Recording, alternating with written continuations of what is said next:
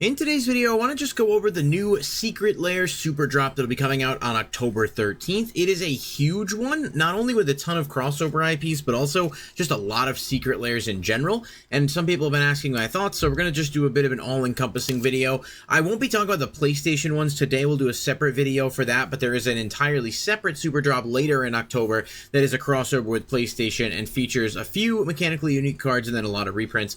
But let's get into this video, and as always, if you guys do enjoy the videos, I just ask you to like the video and subscribe, and then in the comments section down below, let me know what you think about these Secret Lairs. I've seen very mixed reviews from certain people on certain ones, but I think there's actually a lot to like here. So let's start off with a very real Secret Lair. This is Secret Lair X The Office, Dwight's Destiny. Now, I am a huge fan of The Office, just for full transparency.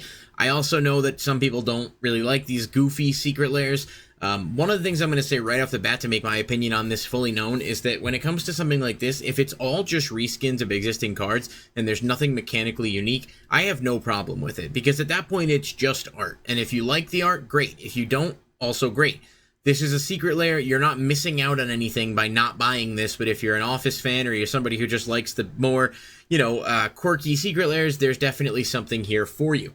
Looking at the cards inside of it, we've got Heliod Suncrown as Dwight Schrute, Hey King, which is actually a really good reprint. This is about a $16, $17 card. It always ends up seeing play, and it's goofy while also perfectly fitting. I think they managed to capture some unique artwork here, and if you're a fan of The Office, probably be right up your alley. But if you're a fan of Heliod, it's a really good card to have reprinted in general, because it does tend to hold its price point based on the previous reprints that we've seen.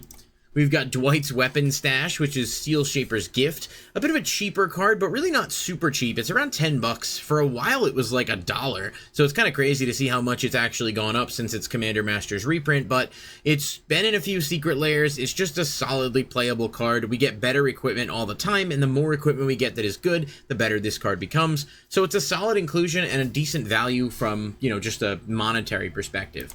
Swords to Plowshares, again, not exactly the biggest value, but it's really funny. I love the giant beat. It's goofy. It's not going to be for everybody, but it's a decent reprint, and it does fit thematically in here, so I like the flavor of it. I'm okay with the fact that not every card in the Secret Lair is going to be big money. It's still a decent enough inclusion.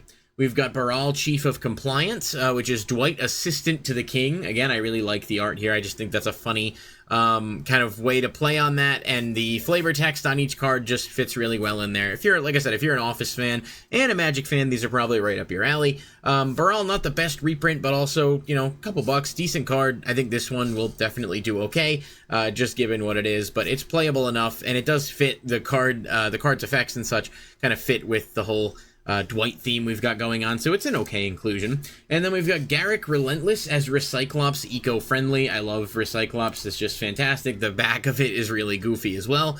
This card, not worth much at all, and it's not exactly the greatest choice of Garrick that you could have put in there, but it's fine. Having one or two in there offset works, and this has enough flavor to it that I think people will like it. It's just a solid card. It's certainly a fitting choice in terms of the actual lore that it's pulling from. And then finally, we've got Reaper King, which actually has some decent value as well. It's like $10. This is Dwight O'Lantern, probably my favorite out of the Secret Lair. The art is just really cool on this. I like it a lot. I think it's interesting the way they've decided to kind of construct this with some different stuff, but I think this is really well included. And so we're looking at about 3 cards that are at least $10, and then a few other ones that are kind of in the middle, a little bit towards the lower end.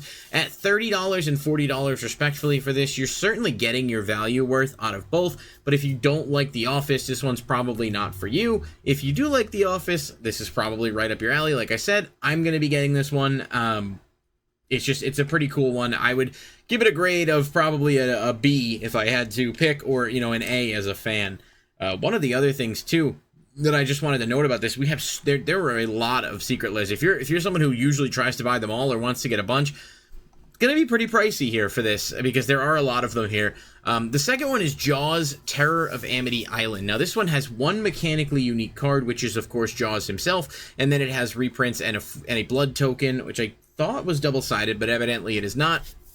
Interestingly enough, this is actually getting a lot of hype based on what I've seen. I know a lot of people, my roommate included, who is a huge Jaws fan, said this is kind of right up his alley in terms of something he wants to buy.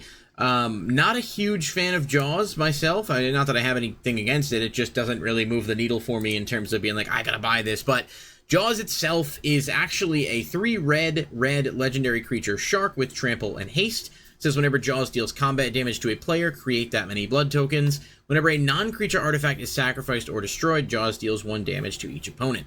Nice to see a commander that's kind of focused on blood tokens. It's mono red, so it is fairly limiting in terms of, you know, what you can build around it, but I think there are a decent amount of red cards that can create blood tokens.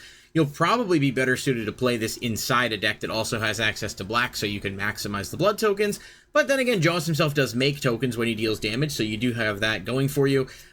They have confirmed that this card will be reprinted in a Universes Within product down the road. I don't know exactly when. So while it is mechanically unique for now, we do know for sure it's going to get a reprint. So don't feel like you have to, if you really like the card, don't feel like you have to buy it now. You will have a chance to get it in a main set, which I'm glad that they're doing that. They should do that for every mechanically unique one, but I know that that's not always going to be the case. That's okay, though. It's a cool card. I do have to say, the flavor and the way they captured the cover and Jaws is really well done. I like what Secret Lair allows them the liberty to do with certain things. Descent into Avernus is actually pretty solid as well in terms of a reprint. It's like, we'll call it $13. It's a pretty strong card that obviously is really annoying if your opponents are playing it, but can certainly be very beneficial for them. It's a good choice here. It's Panic on Amity Island is the actual reskin name.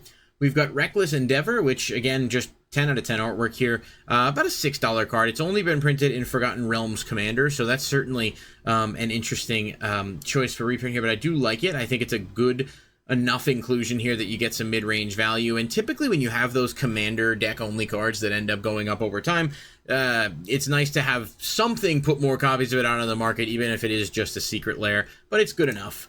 And then we've got Sneak Attack, been reprinted quite a few times here, but this is most recently in Wilds of Eldraine's Enchanting Tales bonus set. It's like a $6 to $7 card. Fair enough mid-range value. It's a really good card, obviously, and certainly, you know, used to be a lot more expensive before it got a couple more reprints, but I think it fits here, obviously, Sneak Attack. And then we've got Abrade, which is you're going to need a bigger boat. I like the flavor name there. Abrade, obviously dirt cheap. It gets reprinted all the time, but it doesn't have too many premium versions. I think it was in the Secret Lair a while back. That version's actually its most expensive, so definitely not a terrible card to include. I think, the art style almost looks like an oil painting type. I think they did a really good job capturing it on all of these cards. If we're looking at the total value, it's hard to predict exactly because we don't know what Jaws himself is going to be worth or if there's going to be value there. But I think it looks, you know, for $30 and $40 respectively, it's right along that line of like, it's not a bad value. There's nothing in here that's like insultingly bad. Even a Braid, which is a really good card, like, yes, it's cheap, but it's playable and it fits. But a lot of this is hinging on Jaws itself and whether or not that ends up being good. And honestly, I can't really predict that right now. I haven't even had a chance to like sit down and look at anything. You know, with that, it's just kind of one of those things where you have to make that decision for yourself. Like I said, I know a few people who have said this is going to be a must-buy for them. If you're a fan of Jaws, I can definitely see where you'd feel that way. Next up, we've got Dreaming Darkly. This is a 4-card Secret Lair, which is interesting because generally speaking, when you get these 4-card Secret Lairs, there really has to be some good value in them to make it worth the money that you'd be spending on it. This one is very much one of those things where the art is going to be subjective. It's certainly cool and unique. I'm not familiar with the artist, so if he's done other stuff similar to this before, that is not something I am personally, you know, familiar with. But I do like it. It gives me kind of like an older, I don't want to say Tim Burton vibe, but you can kind of see the inspiration there. Guardian Project is a pretty good card. It's about $8 to $10. It was in Ravnica Remastered a couple of years ago. It was in Fallout. One of those cards that just has a ton of playability, especially in Commander, and it's not a bad inclusion here. It's, you know, a $10 card that has a lot of playability is pretty solid. I mean, if you had 4 of those in a Secret Lair, you'd be getting your value right there. We've got Rune of the Hidden Realm, it's like a 25-cent card, but it hasn't been printed since Double Masters. Artwork here is really cool, and the card itself is at least playable as a Commander, despite I don't think there being a huge demand for it. It's still kind of the only premium version of it that exists, so, you know, people will probably like it if you're a fan of this actual card, but the art is cool. Soul Herder, kind of familiar with, very annoying card to play against sometimes. But really unique take on the artwork here. It's only a couple bucks. It doesn't have a lot of reprints, but again, you know, sometimes things happen where these cards end up becoming better.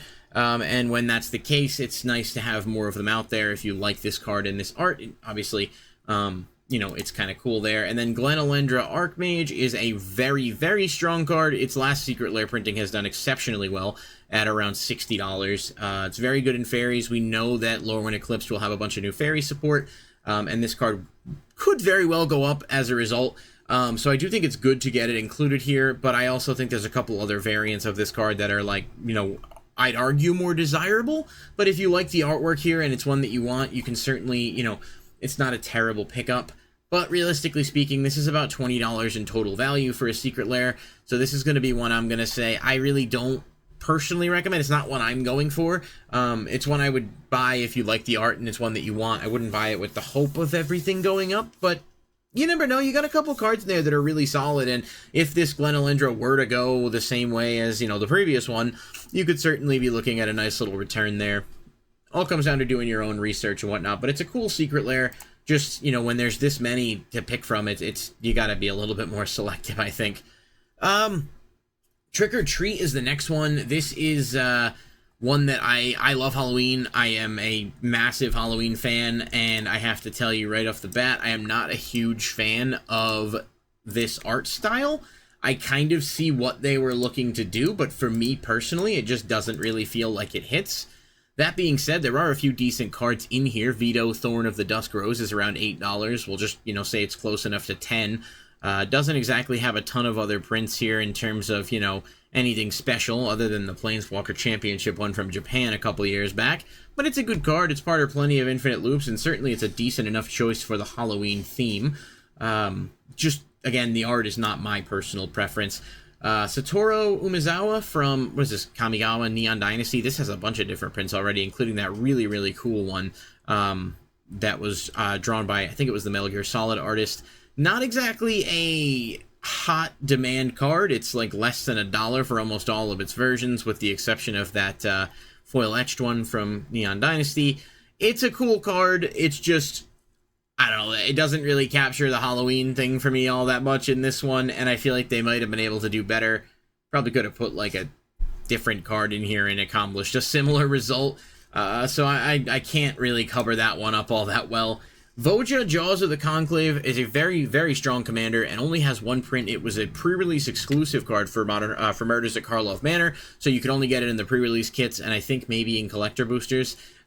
Just nice to see the card get another print. The artwork here does nothing for me, but it's you know, cute from a flavor perspective. But the original Voja art is just so cool. I would have liked to see them keep it as a wolf, you know, I don't know, playing into the Halloween theme however you want to, but I think there would have been ways to do, you know, something different than what they did here. But some people may like it, and that's fine. Wilhelt the Rock Cleaver. This is a card that has seen a ton of value over the past like year and a half. It's arguably the best zombie commander, if not the best, and it's definitely one of the best. It's just, the artwork here is cool. I definitely think it's the most interesting out of the ones that are in here. It's nice to see this get another print, and he's decent enough value that I do think there will be a demand for this. The last time he was in a Secret Lair was as one of the bonus cards. It was from like a rotating sheet of zombie cards, so very hard to get. I don't think that $100 price point is necessarily what we'll see for this Wilhelt, but it could get some benefit from, you know, being released right around Halloween, people wanting to pick up the seasonal stuff. I do like the design on it. I think this is probably my favorite of the ones that are in here. And then Liberator, Urza's Battlethopter, another good card, was really starting to just steadily go up over time as something that gives all of your colorless spells and artifacts flash. $6 to $7 or so. You know, decent enough mid-range value, and a card that I think has some demand. There's really no big card in here, but, you know, it's just one of those things where it's fairly difficult to pinpoint exactly what the best, you know, logic is with this Secret Lair. I think from a value perspective, it's definitely underwhelming. If you like Halloween or you like the cards in it, it's up your alley, but this one is definitely skippable for me. Every once in a while, we get a Secret Lair that comes along that I feel like is classified as a must-buy. I don't say that to necessarily induce FOMO or anything like that, but when you look at the value of the cards in it and the price point, it's just one that's, you know, you kind of look at it as like, oh, okay, everything in this adds up to it being perfect Secret Lair to pick up. So This one is the Artist Series. Is it Kieran Yanner, I think? I apologize if I mispronounced that. This has 4 cards in it, but the artwork, first of all, is just stellar. A really good job capturing, the Magic the Gathering feel, especially as it pertains to Angels and Demons. Armageddon here, which is a card that a lot of people hate, and I'd say with good reason. I'm not a huge fan of the card myself, but, it has its merit for sure.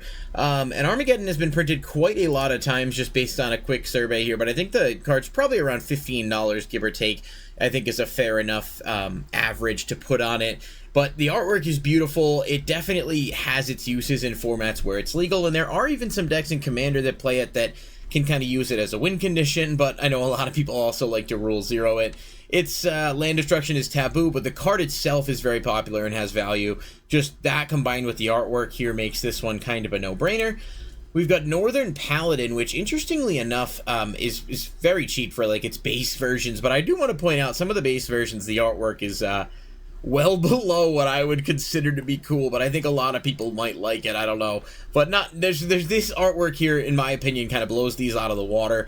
And this card has not been printed in a long time. It was printed in 7th edition and then the 30th anniversary, and that's it. So seeing it back here now is kind of crazy. I want to say that this will probably end up being a decent value card on the sole fact that like it just has some really cool artwork and it just doesn't really have a lot of accessibility otherwise. So I don't think it's going to be crazy value, but I do think it's enough of a cool inclusion, especially because it's been years and years since it was last printed in any type of tournament legal setting.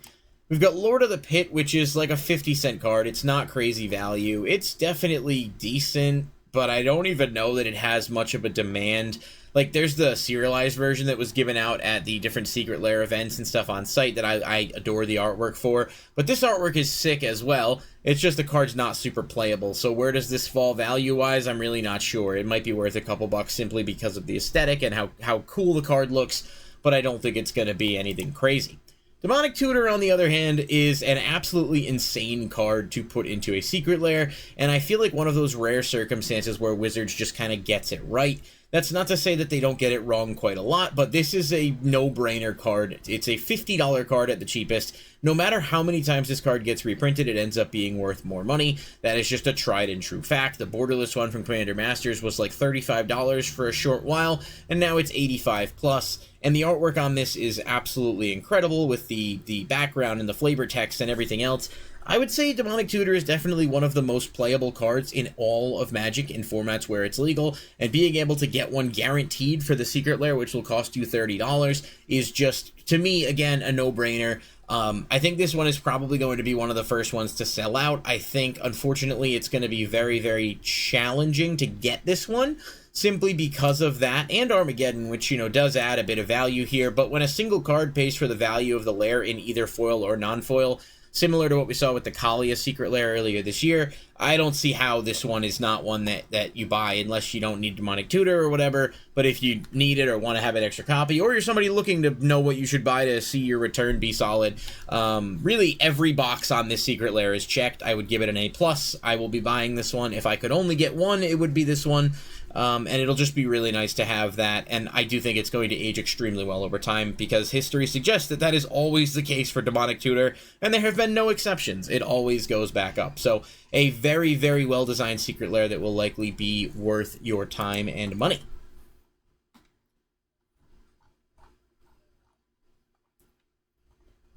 And the last couple that we have here before I get to the Iron Maiden ones, there are 3 Furby Secret Lairs. I did put a video out on the channel the other day talking about all 3 of these, so I'm not going to go into them all here in full detail. I am not a fan of Furbies, but I do understand that some people like them. Growing up in the 90s, I certainly remember them being all the rage, and I do think it's really funny how they've played into, like, the cursed Furby nature on some of these, like the absolute horrifying artwork here on Umbris and Hullbreaker Horror. From a value perspective, none of these measure close to the actual price point they want you to pay for the product, but it does have that, unique element of nostalgia for some people, of cool artwork, of just being something different, and I do think it's going to end up selling well in that regard. I don't know, in terms of the Furby ones, these are really, are you into the art? Are you into the, the material? And is it something that you want to have? Because I don't think any of these are worth it from a purely monetary perspective, but that doesn't mean I don't think they're going to do well. Furby is abstract enough, but also kind of popular enough amongst a lot of people that these will probably sell out. But you also might have an opportunity to get them. I don't think they're going to be one of the first ones to go, but that doesn't mean that they are not worth your consideration.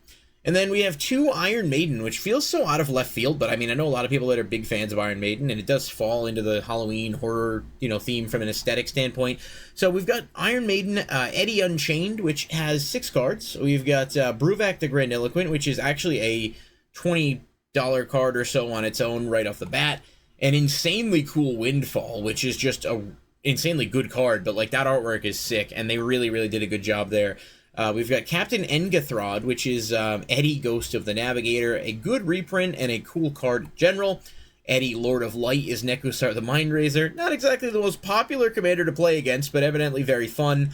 And then Iron Maiden, which of course, the titular band in question. Nice choice there for an existing card. And this one, a little hard to tell, this is Mind Crank. It's really interesting to me that the art style, the aesthetic on these are so different, like 3 of them and then the other 3 here, but I do like them, and I think it plays really well into what Secret Lair does strongly, which is being able to kind of experiment with art on cards, and there's nothing new or mechanically unique in these, so I hope nobody, really has any big reasons to complain. I like these. I think they're really cool. Again, not a huge Iron Maiden fan, so I don't know that I'll be buying these, but I think the value is at least there for this one, especially with Bruvak and Windfall, which doesn't really have a lot of premium versions. So it's a solid enough Secret Lair that I can definitely recommend it if you're into that source material. And then we've got, I don't know why this site, Scryfall, has been loading so slow for me, even as I've edited and cut some of this out of the video, which is why I'm just leaving it as is at this point. It's probably just because there's so much art and stuff on the cards, but still. The other one is the album art one, and this one has 6 cards, including Lethal Scheme, Grave Titan, Animate Dead, Temporal Trespass, Unearth, and Lignify. I believe only Temporal Trespass, even then though, it was in Assassin's Creed, it's like a $3 card. I don't think anything in this particular one is worth money in that vein, which again, doesn't necessarily mean it's bad. I know it's not all about money, but just looking at it objectively from the standpoint of like, what do we have in here for reprints? Is there anything worth it from a value perspective? I don't think so. I would imagine Animate Dead is actually probably the most expensive card in here at around probably $8 to $10. But I also don't know if Animate Dead has ever gotten like a special version or, something otherwise. I guess 30th anniversary if you count that, but I don't think it has any special like, premium version otherwise outside of like, well, that's kind of a cool Judge one. So this is going to be the first Secret Lair for a very popular card, and the artwork here is certainly cool. It's doing what it advertises. But I think in terms of the 2 Iron Maiden Secret Lairs, this one's weaker. But again, I just, it doesn't mean don't buy it. It just means that I'm not giving that one my recommendation necessarily, before we kind of, move forward here with a large slate of Secret Lairs. So there's going to be a lot of hype and a lot of demand on these. They go live on October 13th at noon Eastern time, and I do think you're going to see a very large queue because there is a lot of stuff here and a lot of, crossover IP and appealing stuff that people are going to want to go for. But if you're asking me for my recommendations, the Dwight one is definitely a really good pickup in my opinion. I think the one with Demonic Tutor is a easy all-day pickup. And then I think really some of the Furby ones and the Iron Maiden ones really come down to your preference and whether or not that's something you're into. But an argument could be made for them. I think one of the things people really say about this is like there's so much being released at once, Universes Beyond. I don't really apply that stuff to Secret Lair because it's such a separate optional thing in most cases.